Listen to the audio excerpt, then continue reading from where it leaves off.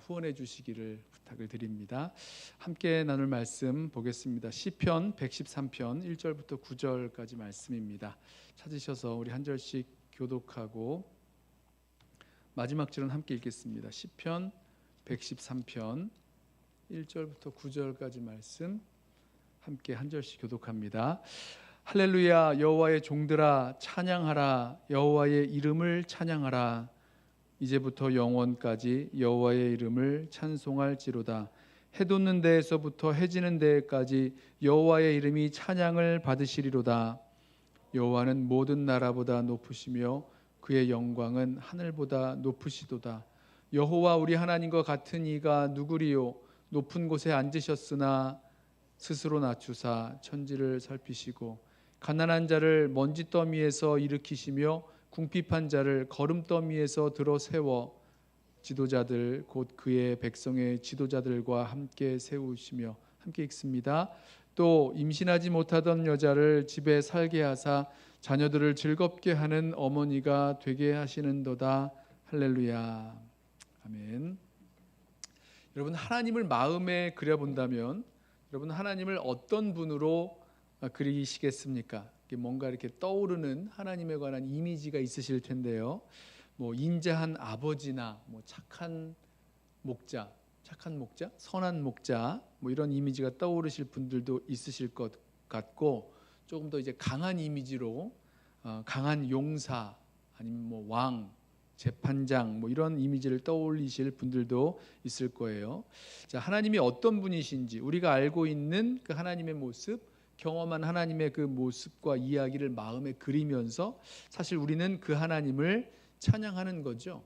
반대로 우리가 찬양할 때 우리가 그려보지 못한 하나님을 우리 마음에 그려볼 수도 있습니다. 그러니까 예전에는 한 번도 생각해보지 못했고 잘 느껴보지 못한, 그러실 거라고 생각하지 못했는데 찬양 가운데 그 하나님을 향해서 눈을 뜨게 되는 거죠. 예를 들면 하나님을 상당히 엄한 분으로 알고 살았는데 어느 날 찬송을 부르다가 찬송 속에 그려져 있는 하나님이 마음속에 우리 눈에 그려지는 겁니다.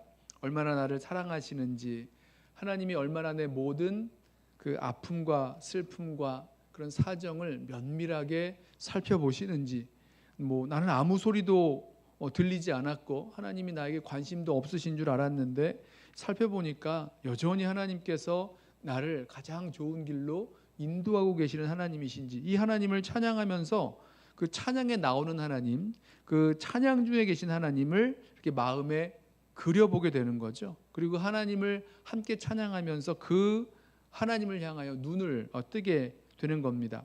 자, 시편 113편은요 6월절 식사 전에 불렀던 찬양이라고 해요. 그러니까 온 가족이 6월절 식사 자리에 이렇게 앉아서 이 찬송을 부르면 하나님이 어떤 하나님이신지, 특별히 그 아이들의 마음에 하나님이 어떤 하나님이신지를 그렇게 그려보게 되는 거라는 생각이 들었습니다. 6월절이면 하나님께서 애굽에서 이스라엘 백성을 구원해내셔서 자기 백성 삼으시고 광야길을 통과하여 지금 살고 있는 그 약속하신 땅까지 이르게 하신 그 이야기 아니겠습니까? 그러니까 온 가족 마음에, 특별히 이 자녀들의 마음에 하나님께서 어떤 하나님이신지, 그 하나님의 구원하심과 인도하심, 사람이 자기 아들을 아름같이 자기 백성을 아느사 이곳까지 인도하신 그 하나님을 그 마음 가운데 그려주었을 것 같습니다.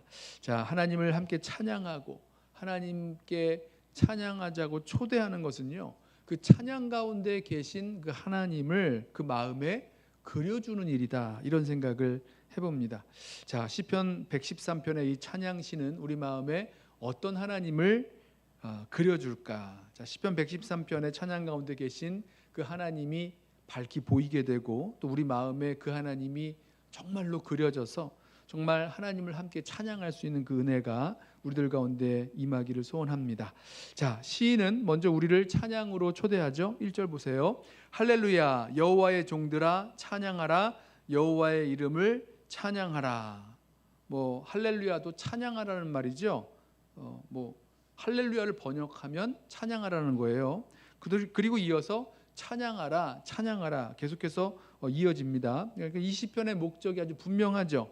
이 시편을 듣는 모든 사람이 다 하나님을 찬양하게 되는 것입니다. 자, 그런데 누구에게 찬양하라고 촉구하며 초대하느냐? 여호와의 종들아 찬양하라. 자, 이 시편의 이 찬양을 듣는 사람들을 여호와의 종들 이렇게 부릅니다. 여호와의 종들이라 부르면서 함께 찬양하기를 촉구합니다. 여호와의 종들이라고 했으니까 레위인이나 아론의 자손처럼 율법에 따라서 하나님을 찬양하게 하신 그 몇몇 사람들을 말하는구나 이렇게 생각하시면 안 돼요. 시편에서는요 예배 공동체 전체를 여호와의 종이라고 부릅니다. 이 종이라는 말에는 섬기다, 예배하다 이런 의미가 다 담겨 있어요. 자, 여호와의 종들 누굽니까? 주님과 언약을 맺고 주님께 헌신한 사람들 다 여호와의 종들인 거죠. 주님의 은혜로 구원을 받고 주님의 백성으로 주님의 뜻 따라 섬기면서 살기로 한 모든 백성들 다 여호와의 종이라고 부를 수 있는 겁니다. 자, 그런데 여러분 이 여호와의 종들의 마음에 하나님을 찬양하는 마음이 없어서야 되겠습니까? 하나님을 찬양하는 마음이 식어서야 되겠습니까? 그러니까 이들의 마음 가운데 하나님을 향한 그 찬양의 마음, 하나님을 향한 이 강력한 찬양의 열정이 살아나야 하기 때문에 이 말씀을 지금 이 촉구하는 거죠. 찬양하라. 할렐루야. 여호와의 종들아 찬양하라. 여호와의 이름을 찬양하라. 이렇게 촉구하는 거죠. 자, 어떻게 이 찬양의 열정을 살려내는가? 이렇게 찬양을 촉구하는 일에서부터 시작합니다. 무엇을 찬양하라고 말하죠? 여호와의 이름을 찬양하라. 여기 여호와의 이름을 찬양하는 것이요 1절에도 나오고 2절에도 나오고 3절에도 나오고 다 여호와의 이름을 찬양하라 이렇게 3번 반복이 되는데요. 여호와를 찬양하라는 말과 여호와의 이름을 찬양하라는 것에는요 약간의 그 강조점에 있어서 차이가 있습니다. 여호와를 찬양하라 좀 포괄적으로 들리죠. 하나님의 모든 면을 담아서 하나님을 찬양하라는 그런 포괄적인 의미를 갖고 있다면 여호와의 이름을 찬양하라라는 말에는 조금 더 구체적으로 하나님께서 우리들 가운데 오셔서 자기 자신을 나타내신 그 계시적인 사건들의 성격이 담겨 있습니다. 하나님이 우리에게 오셔서 자기 자신을 나타내셔서 알게 하신 하나님의 성품, 또 하나님이 행하신 일들 이런 것들이 하나님의 이름에 담겨 있죠. 여호와라는 그 하나님의 이름부터가 하나님이 알려주신 그 언약의 하나님의 이름인 거죠. 여기에다가 여호와 이레, 여호와 샬롬, 여호와 니시, 여호와 삼마 이런 하나님의 이름들에는요 하나님께서 자신을 계시하신 그 사건들이 담겨 있는 겁니다. 그때 그 놀라운 사건들을 경험하면서 대체 이분은 누구시길래 이런 놀라운 은혜를 베푸셨는가? 누가 이런 기적적인 구원의 역사를 베푸셨는가? 누가 이렇게 보잘것없는 나를 돌보셨는가? 이러면서 바로 이분이 여호와시다. 이분이 여호와 하나님이시다. 이 고백을 이렇게 하게 되는 거죠. 이 하나님의 이름, 여호와의 이름을 찬양하는 겁니다. 자, 여호와의 이름을 찬양할 때 어떻게 찬양할지 그 찬양의 범주가 나오는데요. 저는 이 찬양의 그 강도가 굉장히 강하게 느껴졌습니다. 2절 보세요. 이제부터 영원까지 여호와의 이름을 찬송할지로다. 여러분, 이제부터 영원까지는요 시간의 범주를 말합니다. 이제부터 영원까지 모든 시간이에요. 가고 오는 모든 세대가 계속해서 여호와의 이름을 찬송할지라 이 말씀합니다. 찬양의 지속성 이렇게 얘기할 수 있는데 하나님은 모든 세대를 통하여서 찬양받기에 합당하신 분이다. 이 고백을 하고 있는 거죠. 나뿐만이 아니라 내 자녀의 자녀에 이르기까지 모든 자손이 영원히 하나님을 찬양할 만한 그 분이다. 자, 이 의미가 담겨 있는 거죠. 이제부터 영원까지 여호와의 이름을 찬송할지로다. 또 있어요. 3절에는요. 해 돋는 데에서부터 해 지는 데까지 여호와의 이름이 찬양을 받으시리로다. 찬양합니다.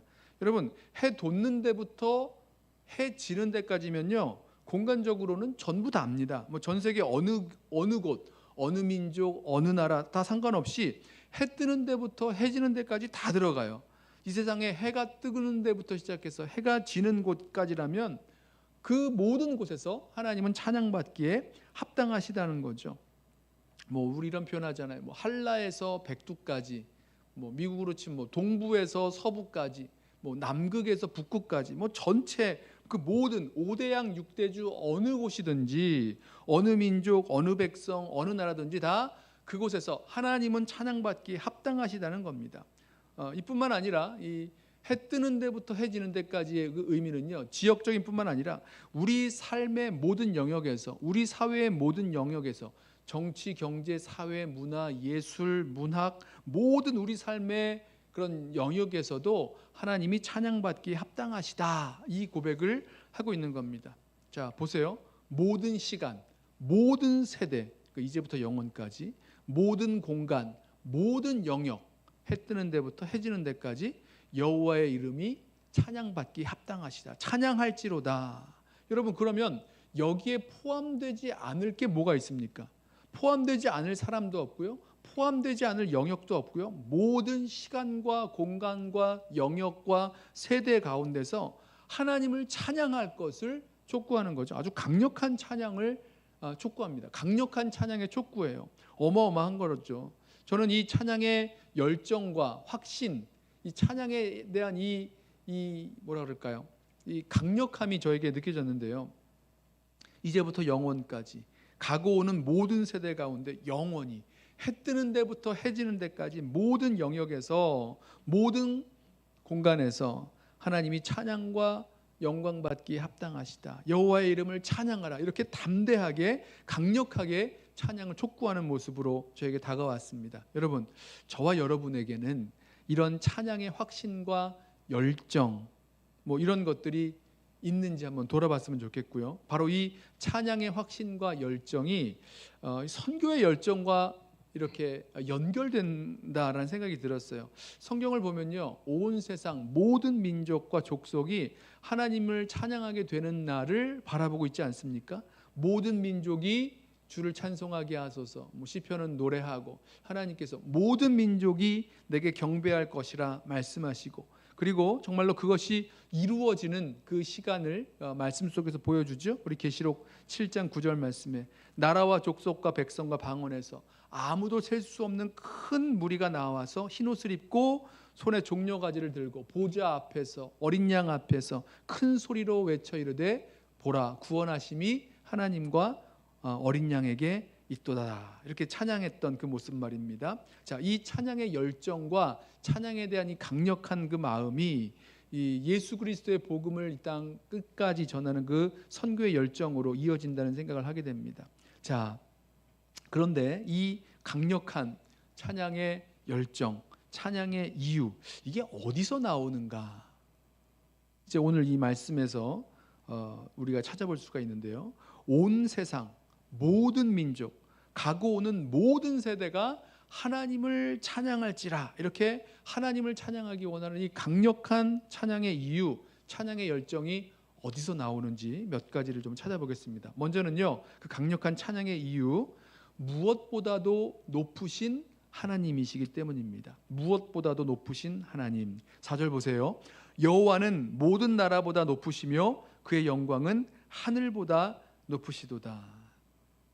이렇게 강력하게 여호와의 이름을 찬양하라 촉구하는 이유는요, 여호와 하나님이 모든 나라보다 높으시기에, 그 영광이 하늘보다 높으시기 때문이라는 겁니다. 여기서 높다는 말은 뭐 거리적으로 높이 올라가 있다, 이런 말이 아니라 하나님께서 모든 피조 세계를 다스리시는 하나님의 통치권을 가지신다, 이 말씀의 의미에서 높으시다, 이렇게 말하는 거죠. 우리 말도 뭐 높다라고 하면 공간적인 그 높이에서의 그 높다는 뜻만 아니라 높으신 분, 그러면 그 어떤 권세와 권위를 이야기하는 거죠. 그런 표현이 있죠. 그러니까 시인이 볼 때에 세상에서 가장 높아 보이는 그런 권세, 뭐 이스라엘 나라를 위협하는 아주 강대국들이 있습니다. 아무리 높아 보여도 하나님이 더 높으시다는 거예요.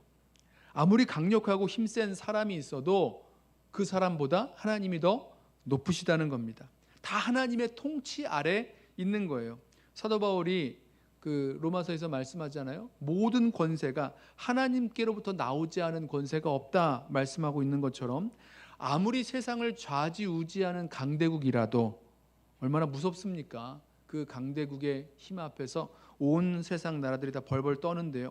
아무리 세상을 좌지우지하는 강대국이라고 해도, 아무리 뭐 돈 많고 권세 있는 그런 어떤 힘센 사람이라고 해도 그보다 더 하나님이 높으시다는 거예요. 하나님보다 더 힘있고 능력 있는 줄 알고 뭐 어떤 의미에서 막 힘 있는 척하고 뭐 힘센 척하는데 그건 하나님 앞에서 까불고 있는 거죠. 하나님보다 더 힘있고 능력 있는 줄 알고 그렇게 하면 안 되는 겁니다. 여호와 하나님이 높으시다라는 말에는요, 모든 나라와 싸워 이기신다. 그 자신을 높이는 나라, 자신을 높이는 그 사람들과 싸워 이기신다라는 고백도 담겨 있습니다. 시편 46편 9절 말씀을 들어보세요. 그가 땅끝까지 전쟁을 쉬게 하시며 활을 꺾고 창을 끊으며 수레를 불사르시는도다. 이르시기를 너희는 가만히 있어 내가 하나님 됨을 알지어다. 내가 문나라 중에서 높임을 받으리라. 내가 세계 중에서 높임을 받으리라 하시도다. 이해되시죠? 하나님이 높임을 받으십니다. 왜죠? 그 강력한 뭐 활과 창과 수레와 당시로서는 가장 강력한 그 무기를 가지고 전쟁을 하는 강대국의 그 힘을요, 하나님께서 꺾으셨기 때문에 높임을 받으신다는 거죠. 하나님의 힘, 하나님의 능력, 하나님의 통치, 그 어떤 것보다도 높으시죠. 그 영광은 하늘보다 높으십니다. 그 누구와도 그 무엇과도 비교할 수 없이 높으신 하나님이시니까 여호와의 종들은 하나님을 찬양하는 거죠. 이 시대의 초강대국, 강한 개인들, 뭐 아무리 돈 많은 그런 나라나 뭐 사람이나 뭐 무시무시한 화력을 가지고 전쟁하여 이기는 나라, 뭐 누가 그런 나라를 당해냅니까? 못 당해내겠죠. 그러나 이 나라들을 향해서, 강력한 나라들을 향해서 말씀하는 겁니다. 선포하는 겁니다. 하나님이 그 나라들을 싸워 이기시는 분, 가장 높으신 하나님이시라는 겁니다. 여러분, 적어도 저와 여러분의 그 마음과 믿음에는요, 이 하나님의 높으심을 향한 이 믿음과 확신이 있기를 소원합니다. 바로 그럴 때에 이 찬양의 그 강력함이 우리들에게서 나오는 줄로 믿습니다. 지금부터 영원까지, 해 뜨는 데부터 해 지는 데까지 하나님의 이름이 찬양을 받으실지어다. 이 고백을 할 수 있는 그 능력이 어디서 나오는가? 바로 하나님의 높으심을 향한 그 믿음에서 나온다는 거죠. 세상 사람들이 다 두려워 벌벌 떱니다. 뭐 돈 앞에서, 능력 앞에서, 사람들 앞에서, 뭐 나라 앞에서 뭐 두려워 벌벌 떨지만 그때라도 우리는 이렇게 담대하게 강력하게 고백할 수 있는 거죠. 우리 하나님이 더 높으시다. 여호와의 이름이 찬양받기에 합당하시다. 하나님이 더 높으시다는 거예요. 하나님의 영광이 더 높으시다는 겁니다. 하나님이 싸워 반드시 이기신다는 겁니다. 바로 담대한 믿음의 고백을 가지고 함께 하나님을 찬양할 수 있기를 원합니다. 여러분, 이 하나님이 우리 마음 가운데 그려지는지 한번 보세요. 정말로 그 높으신 하나님, 모든 세력과 세상 나라와 세상에 힘 있는 자들과 싸워 이기실 수 있는 그 높으신 하나님이 우리 마음 가운데 그려질 때에 정말로 강력하게 하나님을 찬양할 수 있는 거죠. 자, 시편 113편의 고백, 하나님을 향한 이 찬양, 높으신 하나님을 향한 이 찬양, 크고 위대하신 하나님을 향한 이 하나님의 찬양에서 한 걸음 더 나가는데요. 오늘 시편 메시지의 핵심 메시지라고 생각하는데요. 그 강력한 찬양의 이유 두 번째는요, 스스로 낮추신 하나님이시기 때문입니다. 5절 보세요. 여호와 우리 하나님과 같은 이가 누구리요? 높은 곳에 앉으셨으나 스스로 낮추사 천지를 살피시고. 자, 말씀드렸던 대로 여호와는 우리와 언약을 맺으신 하나님이십니다. 그런데 이 여호와 하나님 같은 사람이, 여호와 하나님 같은 분이 어디 있냐는 겁니다. 누가 같은 분이 있냐고 질문을 던집니다.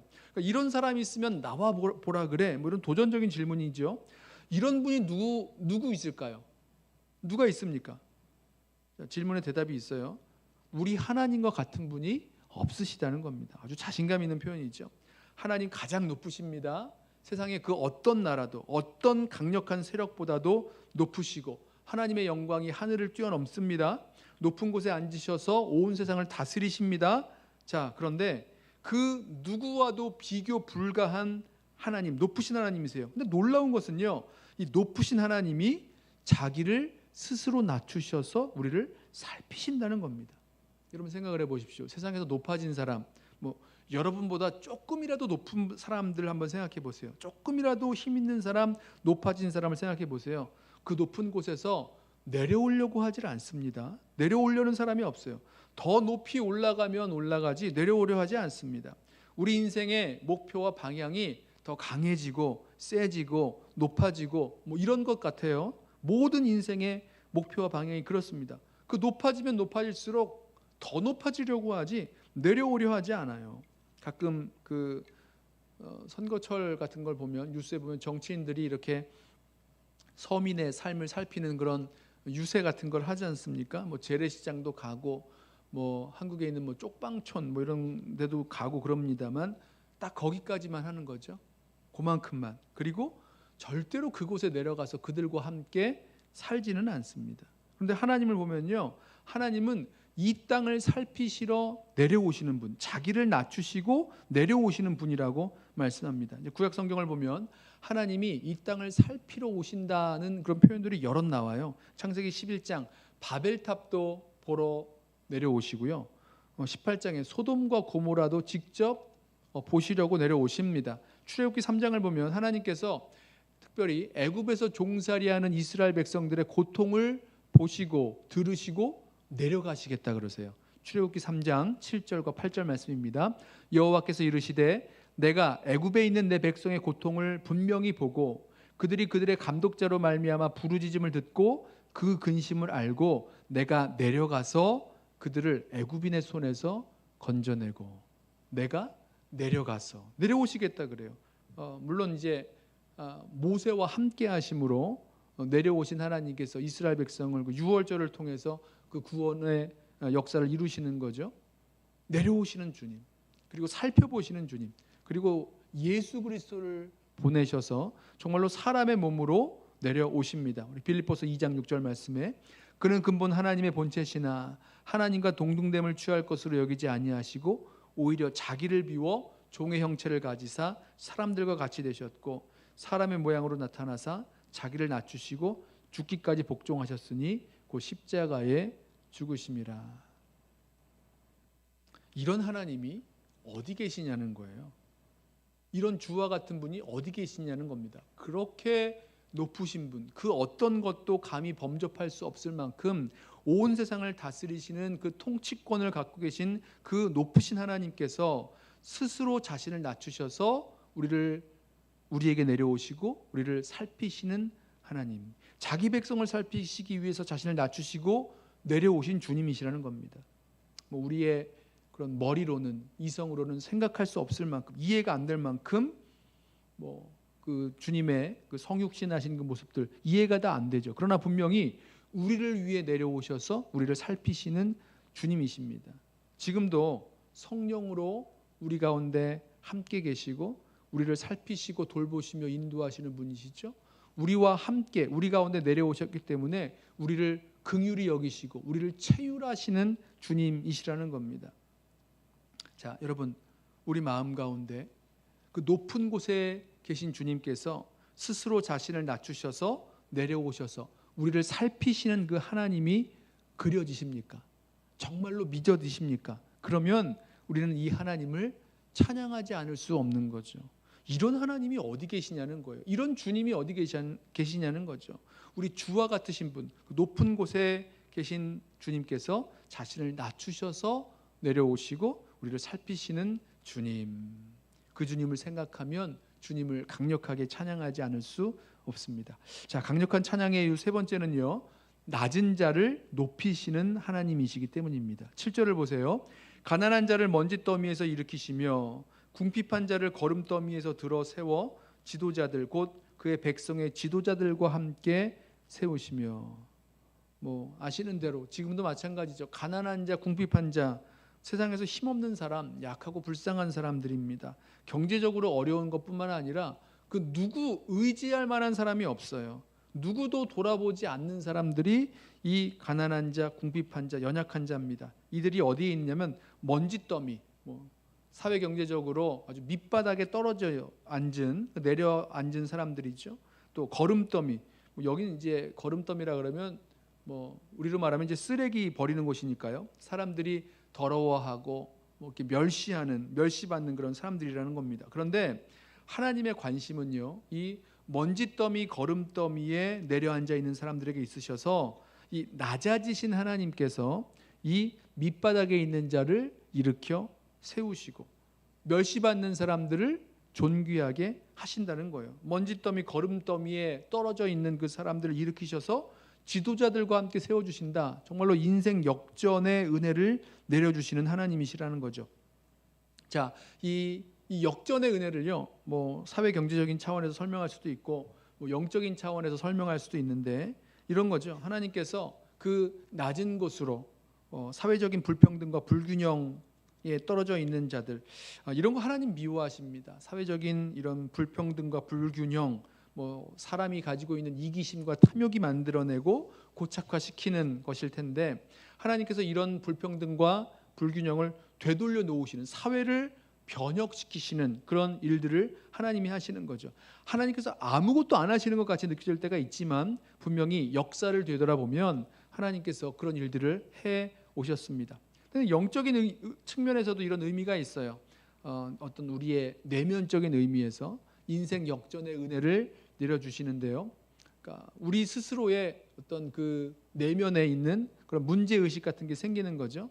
내 죄악과 허물로 말미암아 하나님과의 관계는 다 깨져버렸고 사람들과의 관계도 다 깨져버렸고 문제가 생기고 황폐해지고 비참해지고 아무런 소망이 없게 되어서 나의 마음이 낮아질 대로 낮아지는 그런 마음, 하나님의 은혜만 바라보게 되는 그런 간절한 마음, 가난한 마음 되었을 때에 그때 주님을 찾고 부르지 않습니까? 그때 그 낮아진 마음, 그 겸손해진 마음들이 하나님 그 마음에 하나님께서 도와주시는 은혜를 주시는 거죠. 다시 일으켜 세워주시는 하나님의 구원의 역사, 회복의 역사가 일어납니다.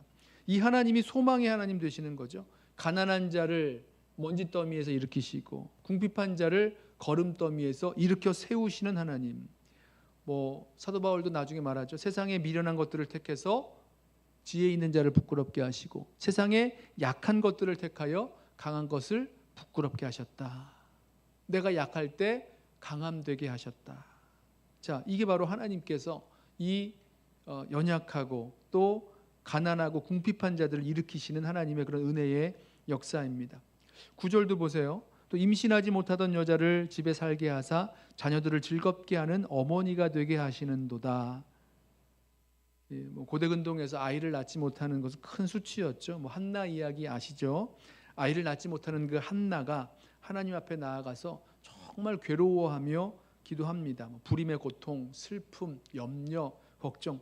근데 이 모든 것을 아신 하나님께서 이 불임의 여인을 회복시켜 주시는 다는 의미예요. 회복시키셔서 어머니가 되게 하시고 기쁨의 존재가 되게 하십니다. 그 탈굼을 보면요, 히브리어로 된 성경을 아람어로 번역했다기보다는 이렇게 설명을 해놓고 있는 그 탈굼을 보면요, 이스라엘의 회복을요, 그 불임 여성이 자녀를 낳는 회복으로 이렇게 빗대어 설명을 합니다. 여러분, 이 회복이 어떻게 일어나는 겁니까?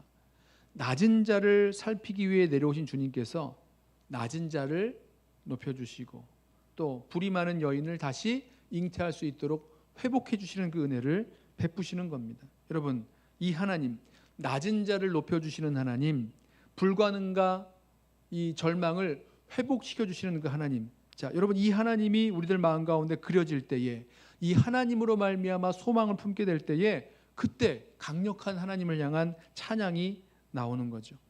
뭐 환경이나 여건이 어려울 때 낙심되죠. 하지만 그 낙심되는 마음이요, 오히려 하나님 앞에서 겸손하고 낮아지는 마음이 된다면, 하나님의 은혜를 구하며 하나님 바라보게 된다면 바로 거기에서 낮은 자를 높여주시고 불가능을 가능하게 하시는 그런 회복의 은혜를 주시는 줄로 믿습니다. 바로 이 하나님을 마음에 그릴 수 있고 마음에 바라볼 수 있을 때, 소망을 품을 때, 그렇다면 어떤 자리에서도 이 하나님을 찬양할 수 있는 거죠. 강력하게 하나님을 찬양하는 그 열정이 올라오게 될 것입니다. 이제부터 영원까지, 나뿐만 아니라 나의 자녀들, 나의 다음 세대, 그 다음 세대까지, 영원까지 하나님을 찬양하기를 원하고, 해 뜨는 데부터 해 지는 데까지 모든 나라와 족속과 백성과 방언이 하나님의 이름을 찬양하게 될 그런 열망이 솟구쳐 올라오는 거죠. 여러분, 세상 누구와도 비교할 수 없는 높으신 하나님, 강력하신 그 하나님 마음에 그리고 찬양하시길 원합니다. 그러나 그 높으신 하나님이 우리를 살피기 위하여 자신을 낮추어 내려오신 하나님이시고요, 낮은 자, 먼지더미 거름더미에 떨어진 그 낮은 자를 높이시는 하나님이세요. 자, 이 하나님을 마음에 그리고 그 하나님을 바라볼 수 있다면 우리는 오늘 시편 113편의 그 찬양처럼 정말 강력하게 찬양을 촉구하며 우리도 찬양을 하게 될 줄로 믿습니다. 여러분, 시편 113편에서 그려주고 있는 그 하나님, 그 무엇보다도 높으신 하나님, 자신을 낮추사 우리를 살피시는 하나님, 그리고 낮은 자를 높이시는 하나님, 이 하나님이요, 우리가 믿는 그 하나님이신 것을 여러분 정말로 믿으십니까? 그 하나님을 보십니까? 바로 이 찬양 가운데 이 하나님이 마음에 그려지고 함께 이 가장 높으신 하나님, 낮은 자를 높이시는 하나님, 회복하시는 그 하나님을 강력하게 열정으로 찬양할 수 있는 저와 여러분, 또 우리 교회 공동체 되기를 주님의 이름으로 부탁하며 축원합니다. 우리 함께 찬양하고 기도하겠는데요, 나의 가장 낮은 마음, 우리 함께 찬양하고 기도하겠습니다.